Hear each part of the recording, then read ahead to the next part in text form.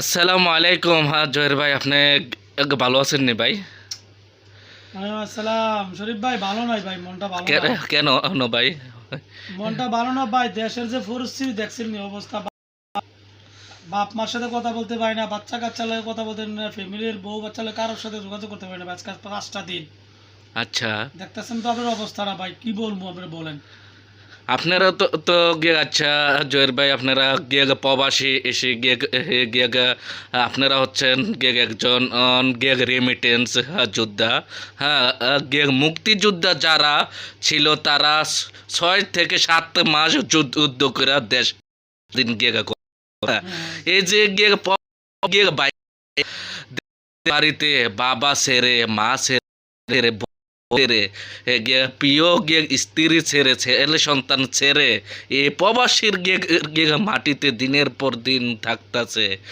গিয়ে তারা তো তো তো গিয়ে হচ্ছে থেকে বড় গিয়ে রেমিটেন্স যোদ্ধা। তার টাকা দিয়ে বাংলাদেশ পুলিশের বেতন হয়, সরকারের গিয়ে চাহিদা পূরণ হয়। এই বিষয় নিয়ে ভাই আপনি বলছেন, হ্যাঁ আমরা রেমিটেন্স যোদ্ধা, আমাদের টাকায় দেশ চলে, হ্যাঁ আমাদের টাকা দিয়া পুরো দেশ চলে। কি বলে যে করেন, এটা আমাদের টাকায় চলে। কিন্তু আজকে আপনি এটা দেখেন দেখেন বাংলাদেশের যে নৈরাজ্য সৃষ্টি আন্দোলন নিয়ে, হ্যাঁ হ্যাঁ ওটা আন্দোলন নিয়ে, সেটা আন্দোলন করুক বা ওরা যেটা ন্যায্য অধিকার ওরা এটা আদায় করবে। যদি ভালো লাগে এটা কোর্টে আপিল করে এটা পাবে, যদি ওনার ব্যাপার হ্যাঁ এটা। আপনি ভাই দেশের নৈরাজ্য সৃষ্টি করাটা ঠিক না। এই যে দেশের সম্পদ নষ্ট করতেছেন, কার নষ্ট হতেছে? আপনার আমার নষ্ট হইতেছে। জনগণের। হ্যাঁ, আর আরেকটা কথা, সে যে নেটওয়ার্কটা বন্ধ করে দিল ভাই, এটা সবচেয়ে খারাপ লাগলো।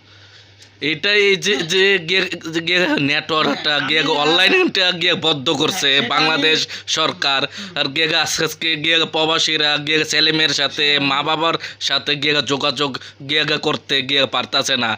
গিয়ে বাবা মার কিতা শরীর কিতা ভালোই না খারাপ হয়, তারা এদের যদি কোনো একটা খারাপ পর্যায়ে হয়ে যায় গিয়ে খবরটা আরে শরীফ ভাই, প্রবাসীরা আপনাকে নিতে একটা পারবে কথা না। বলি, কালকে হয়তো আপনার নিউজ দেখছেন, এটা ফেসবুকে একটা মালয়েশিয়ান প্রবাসীর তার মা মারা গিয়েছে, হ্যাঁ হ্যাঁ, যোগাযোগ এটা করতে পারেনি। এটা আমি দেখছি গিয়ে এই বিষয়টা আমার গিয়ে অনেক এবং গিয়ে দেখে অনেক শুনেন, গিয়ে শরীফ ভাই, আমি তো খারাপ বলি, গিয়ে লাগছে। আচ্ছা সে বলেন। অনেক কান্নাকাটি করছে, কিন্তু তার মার মুখটা সে দেখতে পারে না আজকে এই নেটের কারণে। কিন্তু আমি হ্যাঁ বিলম্বিত, আমি বাংলাদেশের সরকারকে বলবো, আপনি এরকম কিছু করেন না যে প্রবাসের রেমিটেন্স যদি একবার অফ হয়ে যায়, ব্যাংকে বন্ধ হয়ে যায়, তাহলে কিন্তু আপনার আর নিস্তার থাকবে না বাংলাদেশের। আমি তাই আপনাকে বলবো, আমি একটা রেমিটেন্স যোদ্ধা, আমি কারো পক্ষ বলতেছি না, আমি কোনো বিএনপি বা কোনো আওয়ামী লীগ কোনো জামায়াত কোনো কোনো পক্ষে না, আমি রেমিটেন্স যোদ্ধা, আমার পক্ষে আমি কথা বলতেছি, আমার প্রবাসীদের ভাইদের পক্ষে বলতেছি। আপনি সেই কাজটা করবেন না যেটা যে আপনার ক্ষতি হবে বা দেশের ক্ষতি হবে। একটা রেমিটেন্স যোদ্ধা যদি একটা মাস যদি ব্যাংকে টাকা না পাঠায়, তাহলে আপনি এটা ভাবেন যে দেশের কী হবে। তাই আমি বলবো আপনি নেটটা অবশ্যই চালু করে দিবেন।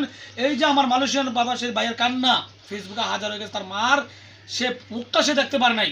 তা আমি অনুরোধ করবো আপনাকে, অতি তাড়াতাড়ি যোগাযোগ মন্ত্রী, টেলিফোন মন্ত্রীকে বলবো আপনি অতি তাড়াতাড়ি নেটটা চালু করেন, নাহলে এর চেয়ে ভয়ানক কী হবে আপনি কল্পনা করতে পারবেন না।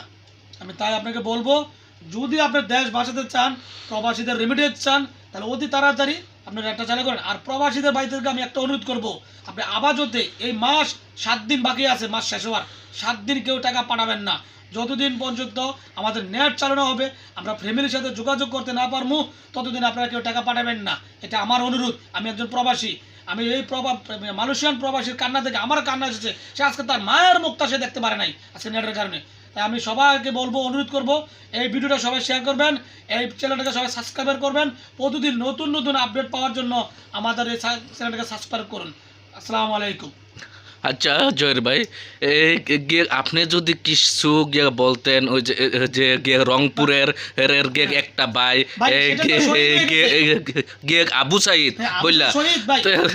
তার ফ্যামিলি একদম গিয়ে নীরব ফ্যামিলি, তাকে যে বাজে গিয়ে হত্যা করছে, হ্যাঁ, এটা আমি গিয়ে কিনো গিয়ে সংবিধান গিয়ে নাই। সেটা আপনি যেটা বলছেন, এটা একটা পুলিশ কর্মকর্তা তাকে মারা মেরেছে, কিন্তু আসলে কিন্তু কোনো সংবিধানে এটা নাই যে কোনো জনগণের উপর আপনি গুলি চালাতে পারবেন, এটা সংবিধানে নেই। হ্যাঁ কিন্তু সেটা কেন করছে, সেটা আমি সরকারকেও বলবো, যদি সেটার আপনি বিচার না করেন বা ওরকে বিচারের কারাগারে না আনেন। এই যে আজকে যে আপনি নামটা বলেন ভাই, শরীফ ভাই নামটা যে কি বললেন যে আবু সাইদ। আবু সাইদ, সে আজকে মারা গেছে। আমি যে ঘটনা দেখলাম, তার বাবা একজন রিক্সা চালক, দিন মজুর, হ্যাঁ, হ্যাঁ। তার টাকাতে তার সংসার চলে, এবং কি আবু সাইদের টিউশনি করে তার ফ্যামিলিকে চালায়।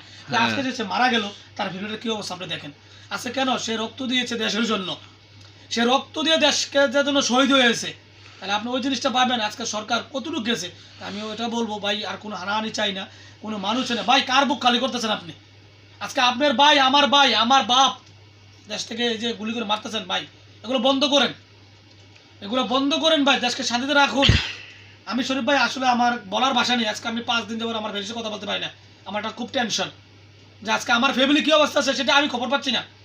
আর ভাই আপনার দেশের যাই হোক, আপনি নেটটা তো অচল করতে পারেন না। আজকে এই যে হাজার হাজার প্রবাসী, কত কোটি প্রবাসী যে আছে, তারা আজকে ফ্যামিলির কাছে কথা বলছে, আজকে কি আমার বাবা বেঁচে আছে না আমার বাচ্চা কি হয়েছে, আমি সেটা খবর পাচ্ছি না। হ্যাঁ, ঠিক আছে কিনা? রাইট। তাই আমি সেটা আবদার করবো আপনার চ্যানেলের মধ্যে, এই সবাই ভিডিওটা দেখুন, ভিডিওটা শুনুন আমরা কি বলেছি, আপনারা এটা সবাইকে শেয়ার করুন, বেশি বেশি শেয়ার করুন, সরকার যেন দেখে। তাই আমি এটা আবেদন করব সরকারের কাছে, আমি অতি তাড়াতাড়ি যোগাযোগ মন্ত্রী, টেলিফোন মন্ত্রী কে আছেন না আছেন জানি না, আপনার তাড়াতাড়ি একটা চালু করার ব্যবস্থা করুন।